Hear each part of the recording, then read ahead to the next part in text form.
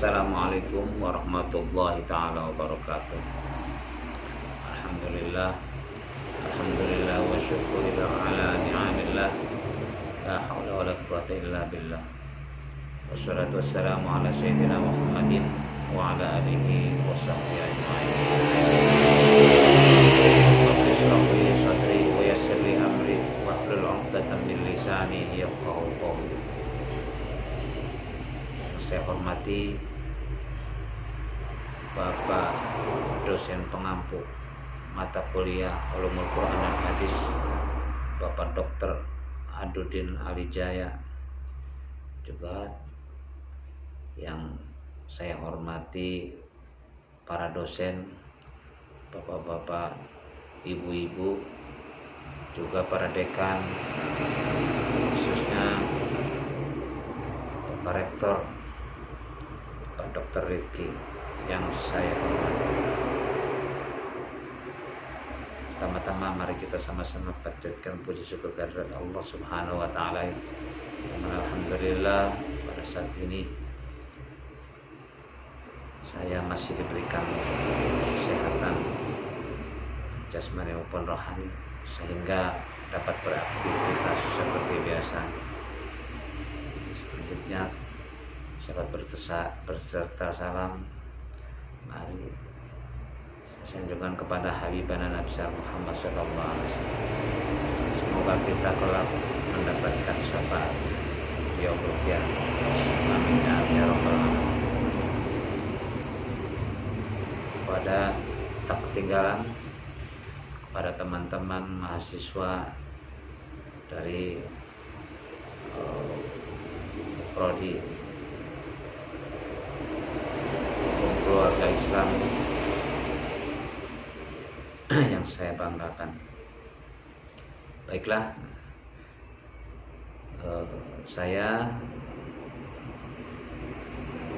nama Usnanuddin dari prodi hukum keluarga Islam akan menerangkan dalam rangka tugas mata kuliah, tugas ujian akhir semester mata kuliah Ulumul Quran dan Hadis, dan saya akan menerangkan tentang sejarah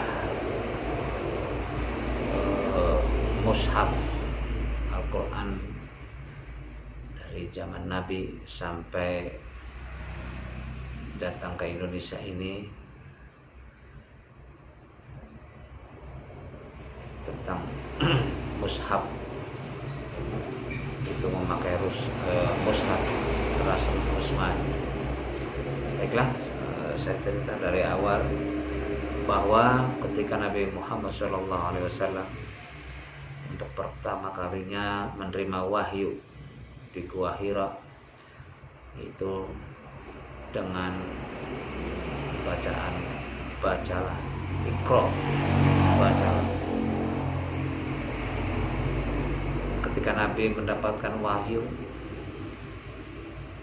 di situ Nabi Muhammad SAW yang mempunyai sifat ummi yang tidak bisa membaca dan menulis, sehingga mengandalkan hafalan.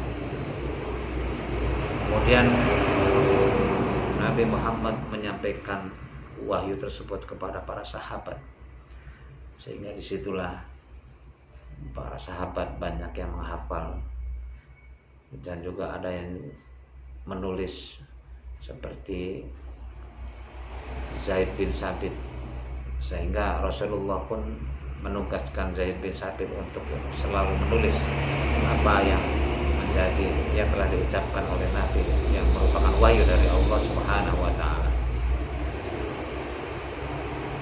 Begitu juga dengan sahabat-sahabat yang lain, ada yang menulis di daun kurma, ada yang menulis di pelapa kurma juga, ada yang menulis di batu halus, dan lain-lain. Dan ketika Rasulullah SAW wafat, timbullah fitnah di mana sebagian umat Islam banyak yang menjadi murtad kembali. Ada juga yang tidak mau membayar zakat dan infak, sedekah, apa sebagaimana yang seperti biasanya dilakukan ketika Nabi Muhammad SAW masih ada. Maka sahabat Abu Bakar yang menjadi khalifah saat itu dengan tegas untuk tidak menghalang-halangi tentang zakat. Walaupun sahabat-sahabat yang lain seperti sahabat Umar memberikan menahan demi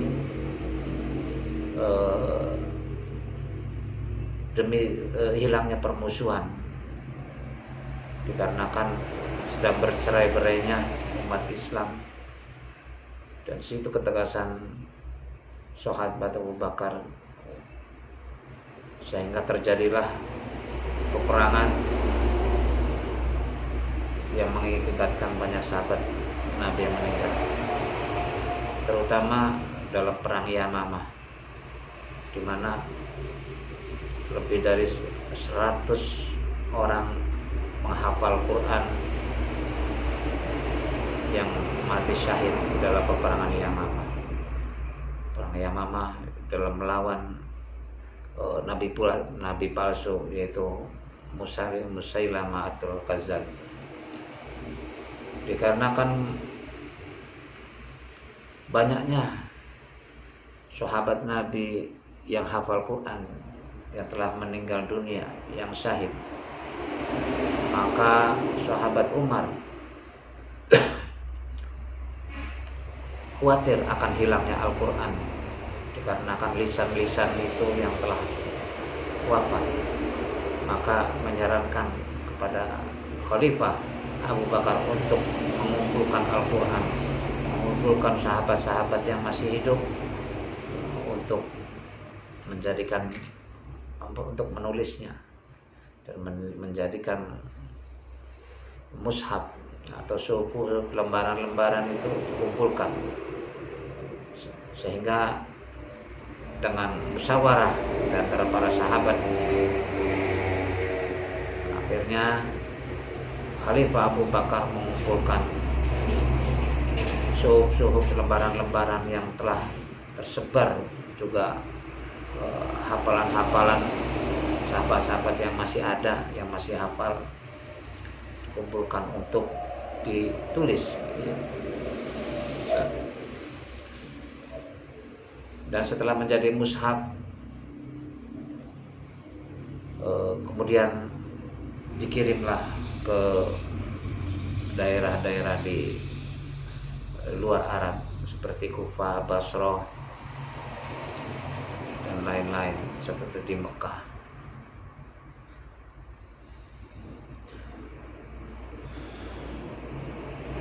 Dan setelah Khalifah Abu Bakar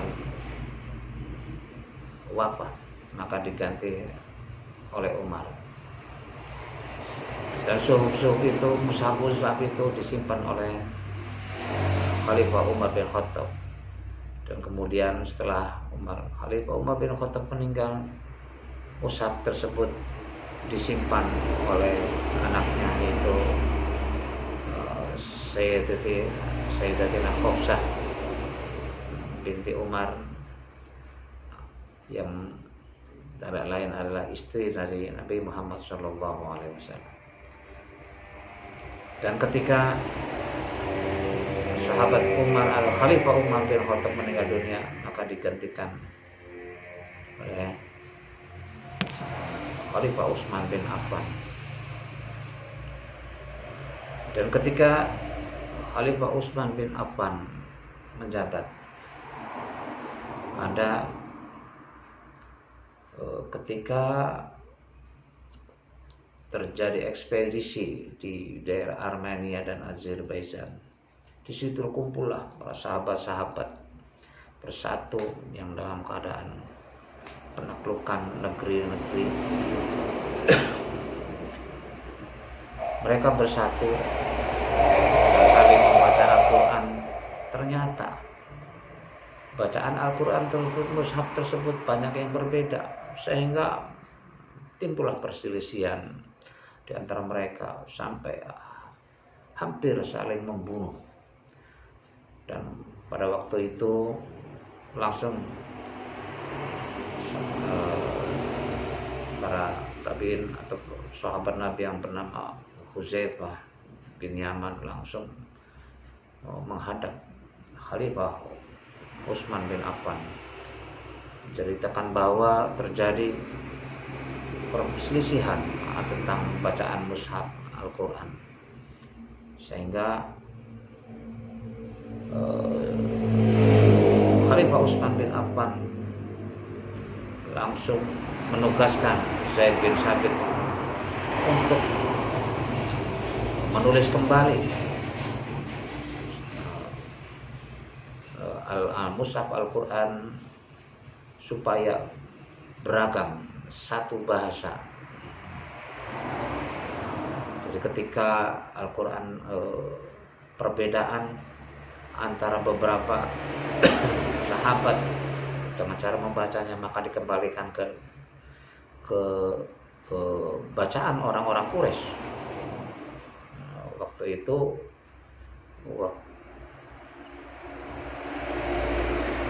Al-Quran itu cuman ada batangnya aja, belum ada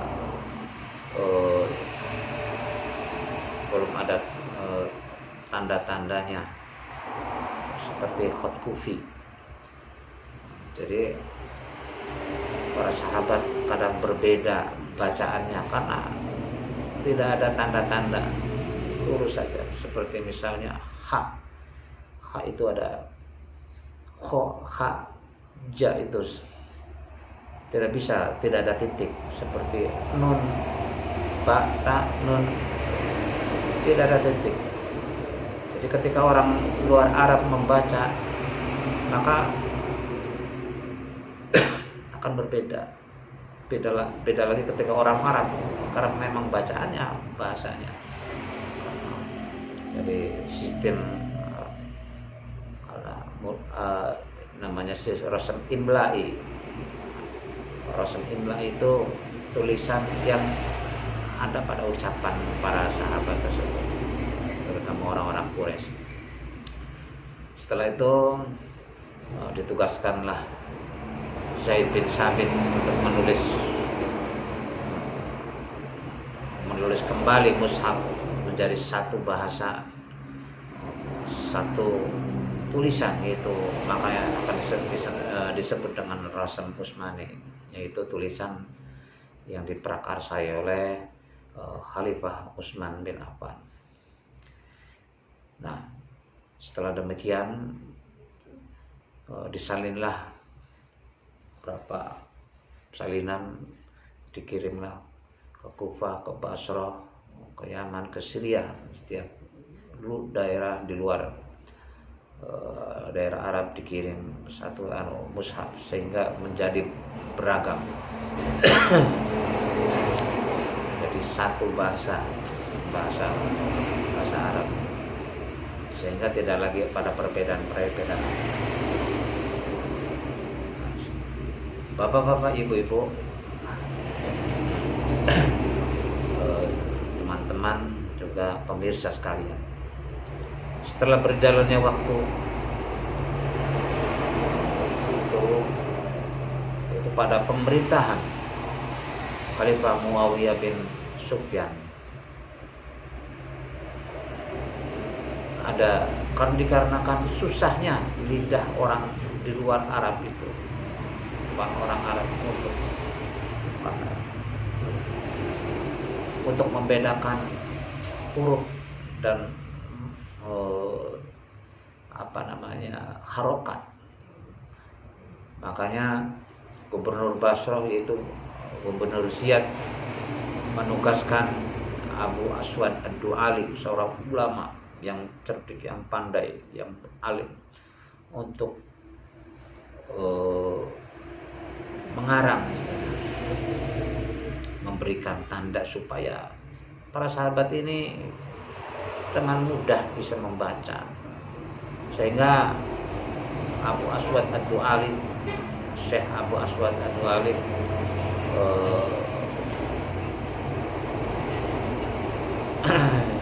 itu membuat titik untuk menjadi pembeda tanda baca. Tanda baca itu membubuhkan titik merah. Misalnya untuk misalnya dibaca fathah, maka ada titik merah di atas. Untuk menandai kasroh, maka ada titik di bawah. Dan ketika domah, maka titik di samping. Itulah, maka telah kelihatan bisa dibedakan yang tadinya polos sekarang menjadi adanya titik. Dan pada fase kedua yang tadi itu naqtul i'rab, tempat i'rab. Selanjutnya setelah berjalannya waktu, Syekh Abu Aswad Ad-Du'ali mempunyai murid. Itu ketika masa Khalifah Abdul Malik bin Marwan melalui gubernur Al-Hajjaj itu memerintahkan Nasr bin Asim dan Yahya bin Ya'mar untuk memberikan perbedaan antara huruf supaya bisa bisa mengetahui itu huruf apa. Makanya kedua ulama tersebut memberikan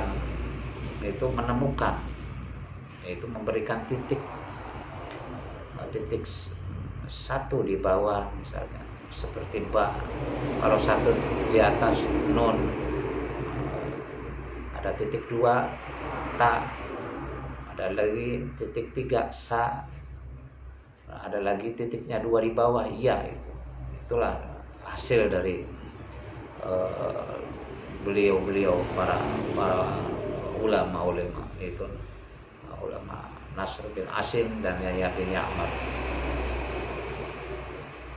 Nah, disitulah itu namanya, maka disebut dengan nuqat al-i'jam. Dan selanjutnya setelah beberapa waktu ada lagi tugas lagi ketika masa Khalifah dinasti Abbasiyah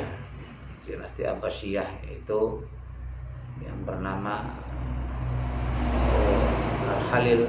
Imam Khalil bin Ahmad Al-Farahidi mengubah lagi sistem itu mengubah sistem di mana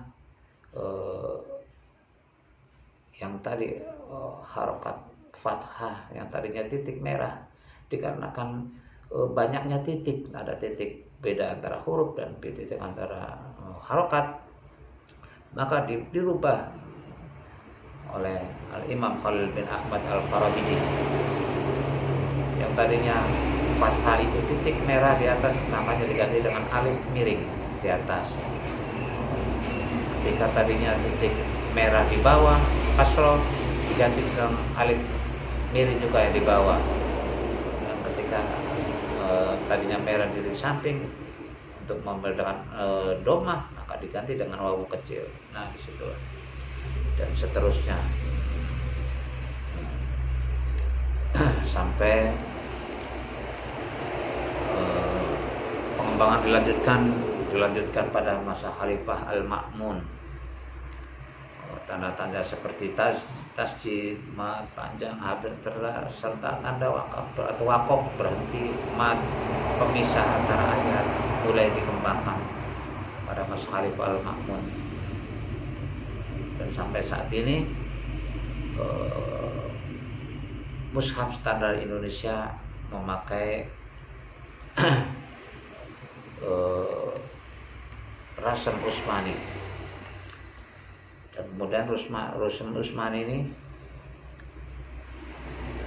menurut ada beberapa macam riwayat dan memakai riwayat Kalau di Indonesia yang dipakai riwayat adalah riwayat Abi Amr Ad-Dani. Kalau di Arab Saudi atau di Madinah yaitu riwayat Abu Dawud. Apa sih yang membedakan riwayat Abu Amr Ad-Dani dan Abu Dawud? Contoh, kalau misalnya dari mushaf standar Indonesia as-siroto ada alifnya, siroto mustaqim. Kalau yang Madinah, mushaf Madinah riwayat Abu Dawud itu siroto tidak ada alifnya, cuman ada fathah berdiri. Seperti ada lagi al-maghdubi. Kalau MSI mushaf standar Indonesia al-maghdubi ada wawunya, ada sukun. Kalau Madinah al-maghdubi ada wawunya, tidak ada sukun. Itu ada perbedaannya. Itulah penjelasan dari saya. Kurang lebihnya barangkali salah, saya mohon maaf dan mohon dikoreksi. Kalau misalnya benar, minta